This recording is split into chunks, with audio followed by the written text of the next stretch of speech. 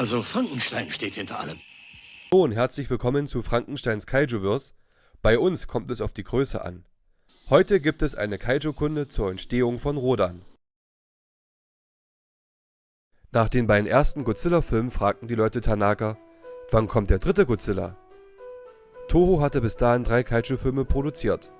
Godzilla, Godzilla kehrt zurück und Half Human, The Abominable Snowman. Tanaka war Feuer und Flamme für das Projekt, denn er wollte noch mehr Kaiju-Filme herausbringen. Leider wollte Regisseur Honda nicht so, wie Tanaka es wollte. Honda lehnte es nämlich ab, Godzilla wiederzubeleben. Aber trotzdem war Honda erfreut, einen zweiten Kaiju-Film zu drehen. Er machte ihn schließlich auch. Seinen zweiten von insgesamt 25 Kaiju-Eiga und anderen Tokusatsu-Produktionen. Tanaka nahm den Autor Takeshi Kuronama in die Pflicht. Kuronama bezog sich auf einen angeblichen Zwischenfall vom 15. Oktober 1948. Dort soll die Luftwaffe ein UFO über Fukuoka gesichtet haben. Nicht nur die Stadt Fukuoka existiert bereits in dem Entwurf, sondern auch das Grundthema des Films. Ein gigantisches Objekt am Himmel sorgt für Chaos und Verwirrung. Anschließend übernahmen Takeo Murata sowie Kaoru Mabuchi und entwarfen zusammen mit Honda und Tsuburaya das Drehbuch. Honda und Tsuburaya wollten eine Art Archaeopteryx für den Film, einigten sich aber dann auf eine Art des Pteranodon. Beim ersten Entwurf war noch ein Rodan enthalten.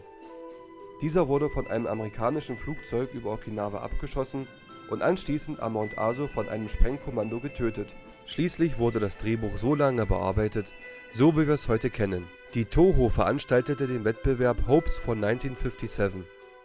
Daraus wurden unter anderem die beiden Hauptdarsteller Kenji Sahara und Yumi Shirakawa für den Film gecastet.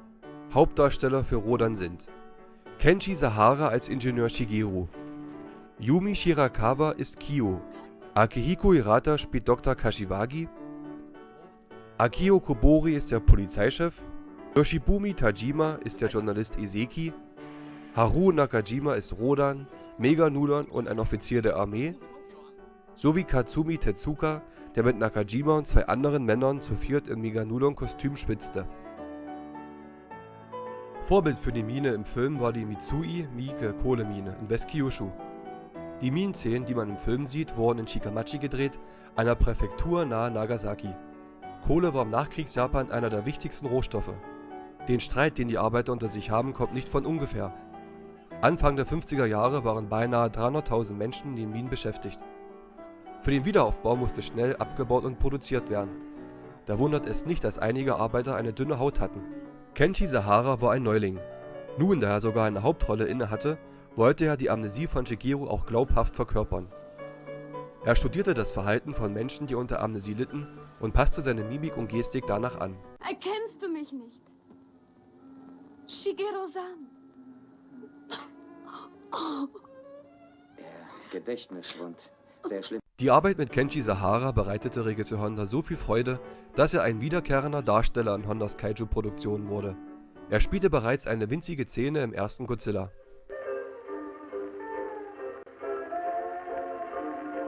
Kenji Sahara erinnert sich wie folgt an die Produktion von Rodan. Regisseur Honda sagte zu mir immer, übertreibe es nicht, versuche normal zu schauspielern. Wenn etwas wie dieses dir in der Wirklichkeit passieren würde, wie würdest du darauf reagieren?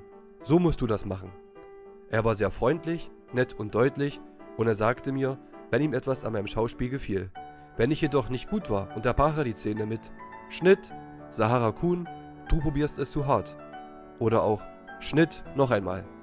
Er ließ es zu, dass ich meinen Charakter selbst kreieren konnte. Für die 19-jährige Yumi Shirakawa war es die erste große Rolle. Auch sie wurde für spätere Kaiju-Produktionen gecastet und avancierte im Lauf der Zeit als die japanische Grace Kelly. In Rodan spielt sie die mitfühlende Verlobte von Shigeru. Chichi, was zwitscherst du? Ah, dein Nest? Sie will mir ihr Nest zeigen.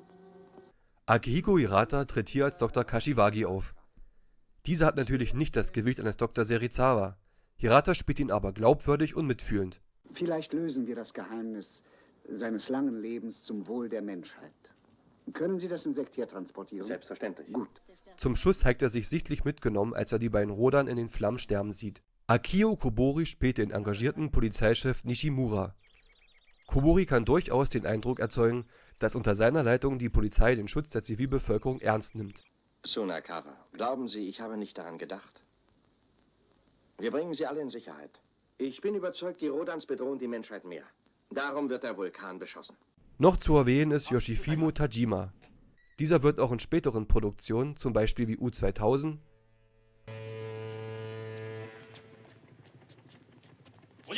Godzilla und die Urweltraupen, Ich habe dieses Ei hier gekauft, darum gehört es jetzt mir. Ist das wahr? Das sehe ich. Frankenstein Zweikampf der Giganten, Hören Sie, der Mann hat einen schweren Schock.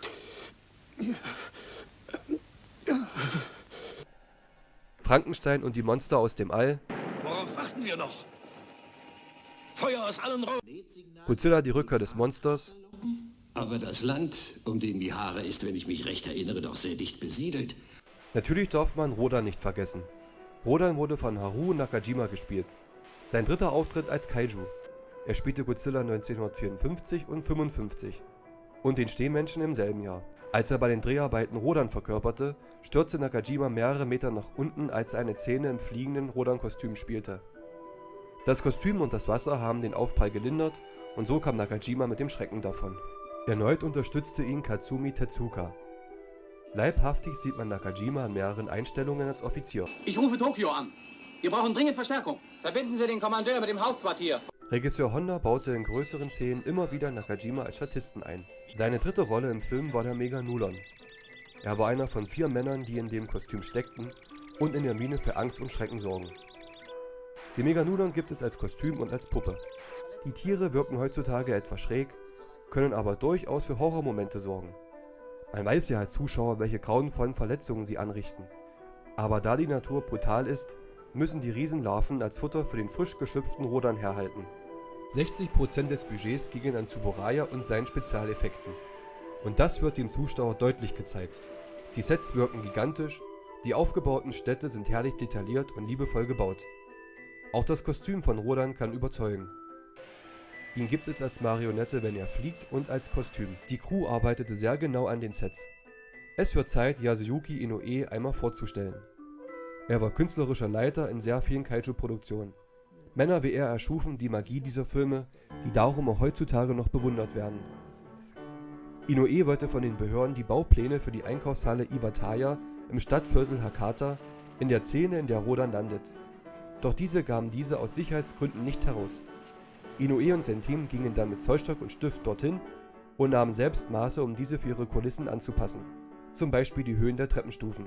Einer Geschichte zufolge erlaubte sich ein Mitarbeiter den Spaß, auf einem Fenster der Einkaufshalle eine Kondomwerbung zu kleben. Das Fenster sollte beim Dreh aber nicht zu sehen sein. Dann aber entschied sich Tsuburaya für die Aufnahme um und der Aufkleber musste entfernt werden. Einige nehmen an, dass Rodan wie Godzilla eine Art Hitzestrahl abfeuert. Doch Rodan feuert gebündelte Luft aus seinem Maul und wird somit noch gefährlicher. So hält er sich jede Gefahr fern. Damit Rodan mit seinen Flügeln und Luftatem alles wegpusten konnte, nahm man ein umgebautes Flugzeugtriebwerk für den Dreh. Für die Lava wurde geschmolzenes Eisen verwendet. Für die stimmungsvolle Atmosphäre sorgt Honda damit, dass alle Kaijus zuerst aus dem Off agieren. Man erkennt als Zuschauer, welche Gefahr in dem dunklen Wasser lauert und die Arbeiter auf so grausame Art und Weise tötet. Auch Rodan wird langsam eingeführt und sorgt zuerst für Verwirrung, was für eine Art Kreatur im Pazifik sein Unwesen treibt. Die flotte Musik von Akira Ifukube, während die Flugzeuge Rodan angreifen, ist grandios.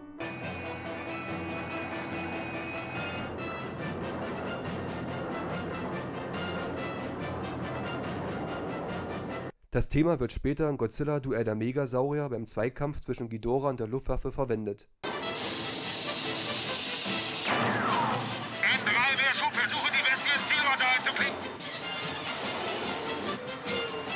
Alles in allem sorgen die Erzählweise und das Tempo, aber auch die Effekte und die Musik für einen wirklich guten Film. Man darf nicht vergessen, dass das Produktionsjahr 1956 ist. Vergleicht man die konkurrierenden Filme zu der Zeit, aber auch Produktionen anderer Staaten 10 Jahre später, kann sich Rodan wirklich sehen lassen. Ein Vergleich mit heutigen Produktionen ist natürlich schwachsinnig. Rodan kam am 26. Dezember 1956 in die japanischen Kinos. In Deutschland erschien er am 26. September 1958. Leider basiert die deutsche Fassung auf die amerikanische Version. Die Musik von Akira Ifukube wurde entfernt und mit alten Musikstücken von amerikanischen Filmen unterlegt. Der Schrei der Ehefrau stammt übrigens in der US-Fassung von Fay Wray. Diese wurde als Scream Queen im ersten King Kong von 1933 berühmt. Ihr Schrei wurde einfach in Rodan einkopiert. In der US-Fassung synchronisieren 4 Männer und 2 Frauen alle Darsteller. Das bedeutet, auf einen Sprecher kamen ca. 8 Schauspieler. Unter den Sprechern war unter anderem George Takei, der später durch Star Trek berühmt wurde. Vertrieben wurde Rodan durch RKO. Diese sind verantwortlich für King Kong. Der Verlauf der Geschichte ist ebenfalls geändert worden. Im japanischen Original erscheint der zweite Rodan erst als Fukuoka zerstört wird, in der US-Fassung bereits in der Mitte des Filmes. Rodan ist in erster Linie kein Film, der die Atomkraft kritisiert, sondern Rodan ist eine Metapher für die Naturgewalten, denen Japan ausgesetzt ist. Rodan wurde zu Tohos 50. Geburtstag 1982 erneut erfolgreich aufgeführt. Der Flugsaurier wurde zu einem von Godzillas Erzfeinden. Sie wären es 1964 in Frankensteins Monster im Kampf gegen Ghidorah. Rodan taucht im Nachfolger Befehl aus dem Dunkel auf, sowie in Frankensteins Monster aus dem All, in Godzilla gegen Mechagodzilla von 1993, sowie in Godzilla Final Wars. 2019 gab es eine eindrucksvolle Wiedergeburt von Rodan. In dem Film Godzilla King of the Monsters findet die Neuauflage des Monsterkampfes von 1964 zwischen Godzilla, Mothra, Rodan und Ghidorah statt. Dort entspringt er aus einem Vulkan. Entgegen des ersten Auftritts ist er hier hitzefest und tritt als Feuerdämon auf. In Godzilla Singular Point ist er ebenfalls kurz zu sehen. Für Rodan kreierte Akira Ifukube ein unverwechselbares Leitmotiv, das ihn ab 1964 ankündigt.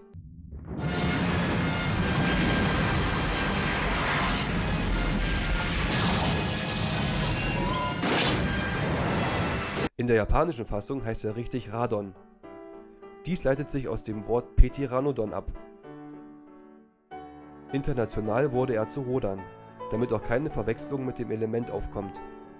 Zu Anfang erinnert der Film ein bisschen an den Film Them. Ob die Japaner sich von diesem Werk beeinflussen ließen, ist jedoch nicht bekannt. Die Meganulon kehren in Godzilla x Megaguirus aus dem Jahr 2000 zurück. Dort zeigen sie erneut, was für rücksichtslose Kreaturen sie sind. Ein späterer, richtungsweisender Filmemacher war bei Rodan mit dabei, Jun Fukuda.